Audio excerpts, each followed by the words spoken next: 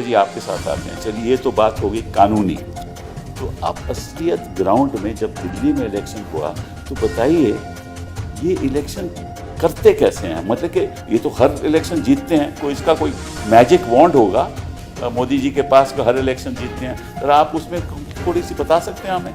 देखिए सर, कुछ जानकारी आपके दर्शकों को और देश के लोगों को होनी चाहिए कि चुनाव से पहले ही ये लोग चुनाव को मैनिपुलेट करने की तैयारी कैसे करते हैं।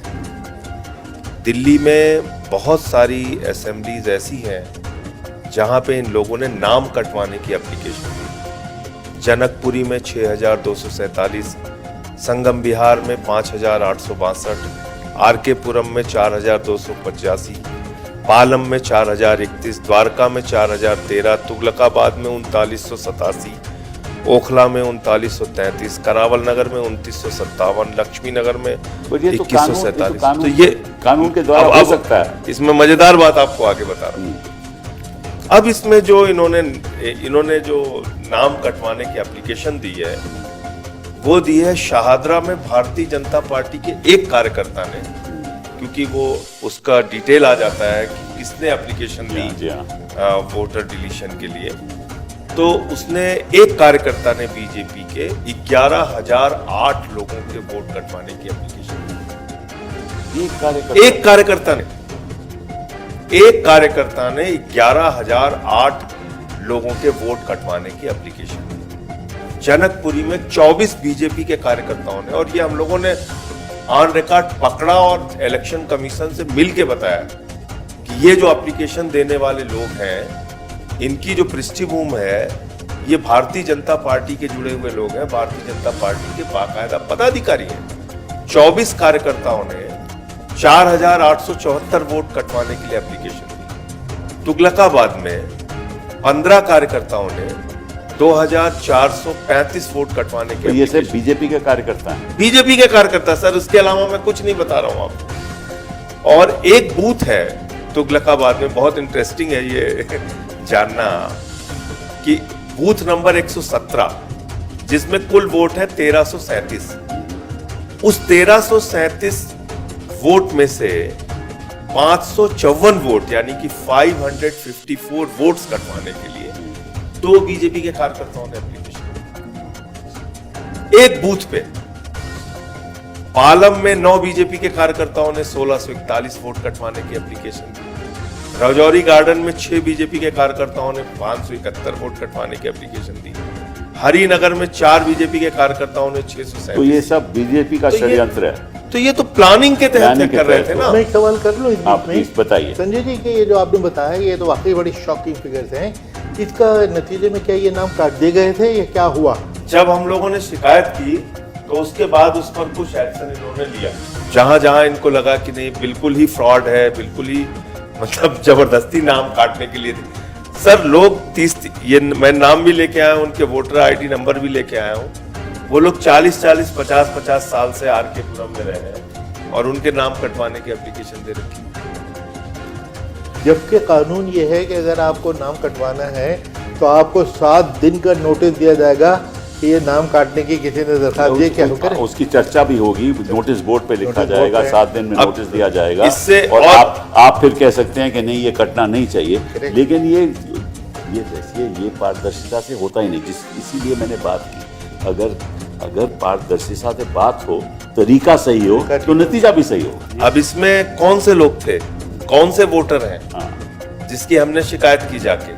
इसमें झुग्गी वाले हैं, अच्छा, इसमें पूर्वांचली हैं, आपके वोट, इसमें मुस्लिम्स हैं, इसमें तमाम ऐसे वोटर्स हैं जो कि परंपरागत रूप से दिल्ली में आम आदमी पार्टी को वोट कर रहे हैं। तो जब हमने इनको पकड़ा, जब हमने जाके शिकायत की तो उस पर कुछ हद तक रोक लगी। फिर एक और इंटरेस्टिंग जानकारी, ये बात आपने हाउस में नहीं रखी? हाउस में भी रखी सर। तो फिर हाउस में ऑन रिकॉर्ड रखी तो चिल्ला के खड़े हो गए, कहने लगे नड्डा साहब की ये सब रोहिंग्या है, बांग्लादेशी है। तो हमने कहा भाई राम सिंह नाम का व्यक्ति, मैंने नाम पढ़ा, बांग्लादेश, मैं नाम पढ़ दे रहा हूँ, मैं नाम भी पढ़ दे रहा हूँ सर। मैंने नाम पढ़ा वहां पे, मैंने कहा कि इनका नाम राम सिंह है, एक का नाम छोटेलाल वर्मा है, एक का नाम सोनिया है, फिर संजय नाम का एक व्यक्ति है, शिवानी है, रामफल है, सुदेश है, ये सारे वोटर आईडी में लेके गया था नंबर इनके। मैंने कहा कि ये रोहिंग्या है कि बांग्लादेशी हैं, कौन है भाई ये सोनिया, सुनीता, ये रामफल, नाम ये बदल भी सकते हैं ना लोग। नहीं सर, उनकी वोटर आईडी है, 40 साल से रह रहे हैं। तो अच्छा, और मजेदार बात मैं आपको बताऊं, अब आ जाइए कि ऐसा तो शायद अगर मैं समझता हूं कि ये मोदी जी की सरकार के अलावा किसी भी सरकार में हुआ होता तो मंत्री का इस्तीफा हो जाता सर। मैं आपको अब जो डिटेल बता रहा हूं, प्रवेश वर्मा पूर्व सांसद है, रहते अपने ही उसी घर में है जो सांसद के लिए अलॉट हुआ था। इनके नाम पे लोकसभा में 3 वोट थे, 32 वोट बढ़वाने की इन्होंने एप्लीकेशन दी। इसके बाद कमल संदेश एक अखबार है आरएसएस का, तो उसमें पहले लोकसभा के चुनाव में 2 वोट थे, अभी 31 वोट इन्होंने बनाने की एप्लीकेशन दी। सीपी जोशी साहब के यहाँ पे 3 वोट थे, 27 वोट बनवाने की एप्लीकेशन दी। पंकज चौधरी केंद्रीय मंत्री हैं, उनके यहाँ पे 26 वोट, इनके नाम पे 2-3 वोट थे लोकसभा। ऐसे ही जयप्रकाश बीजेपी के एमपी हैं, 25 वोट उनके यहाँ।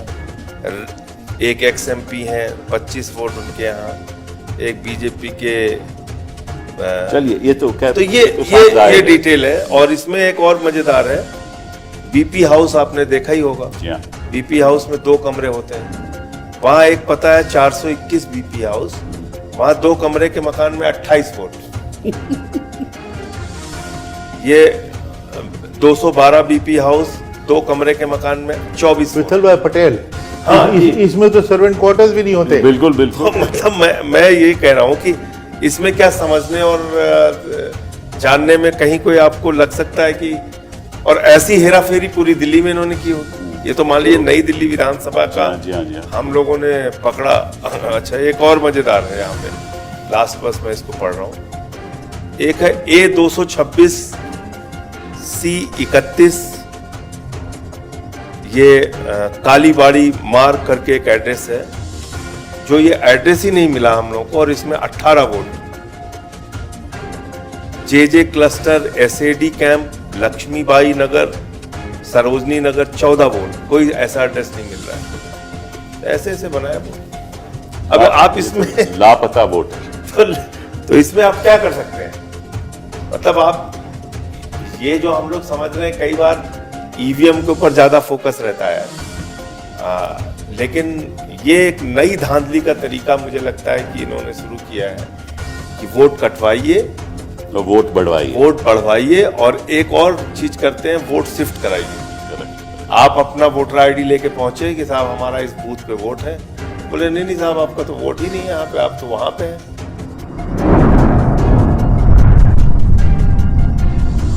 अतराफ टीवी, हर बात सच के साथ।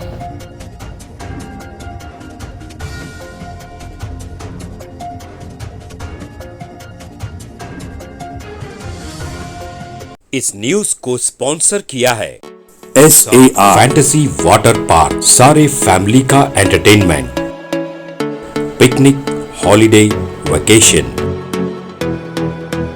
सबके लिए बेहतरीन वाटर पार्क। आप भी आइए, सबको लाइए। SAR fantasy water park.